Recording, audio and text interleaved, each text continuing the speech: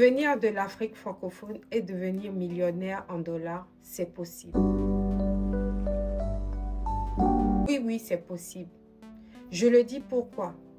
Parce que la plupart du temps que nous voyons les Africains aux États-Unis réussir dans telle ou telle industrie, c'est souvent les histoires des Africains anglophones.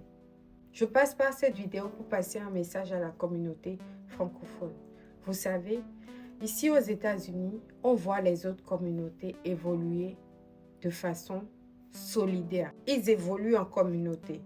Les Nigérians, les Ghanéens, les Vietnamiens, les Chinois, tout ce beau monde-là, ils évoluent en communauté. Mais nous, difficilement, on arrive à se faire confiance et on arrive à grandir en communauté. Ce qui fait que quand l'un d'entre nous investit dans une industrie ou dans un business, il n'a pas le soutien de sa communauté. Et quand tu n'as pas le soutien de ta communauté, tu te retrouves à fournir plus d'efforts pour te faire connaître. Déjà, la langue est une barrière pour nous. C'est pas comme si dans nos pays, l'anglais était la première langue.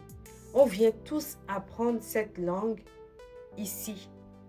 Donc, être ressortissant de l'Afrique francophone, venir aux États-Unis, devenir millionnaire, c'est possible si et seulement si nous acceptons d'évoluer en communauté, de s'entraider entre nous, d'arrêter la méchanceté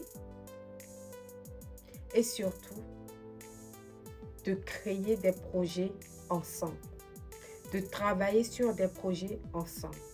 Et lorsque l'un d'entre nous finit par démarrer un projet, soutenons-le et donnons-lui du courage. Donc, la raison pour laquelle nous voyons les autres réussir, déjà, on manque de solidarité entre nous. Secondo, quand vous comparez la communauté anglophone et la communauté francophone, vous allez voir que les anglophones ont cette capacité à décider, à se mettre en action. Dès qu'ils ont une idée en tête, ils ne se posent pas autant de questions que nous, les francophones. Ils n'hésitent pas.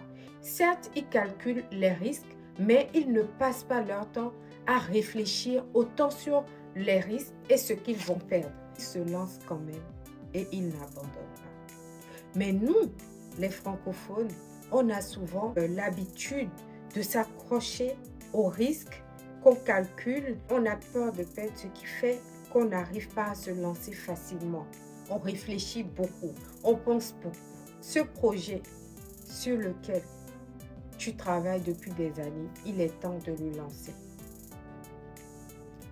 Cette formation que tu rêves de faire depuis des années, il est temps de la faire. Ce business que tu rêves de lancer depuis des années, il est temps de le lancer. Apprenons à nous jeter à l'eau. En anglais, on dit « sink and swim ». C'est en commençant qu'on commence à s'ajuster. Mais tant que tu ne commenceras pas, tu ne sauras pas où il faut faire les réglages afin de t'ajuster.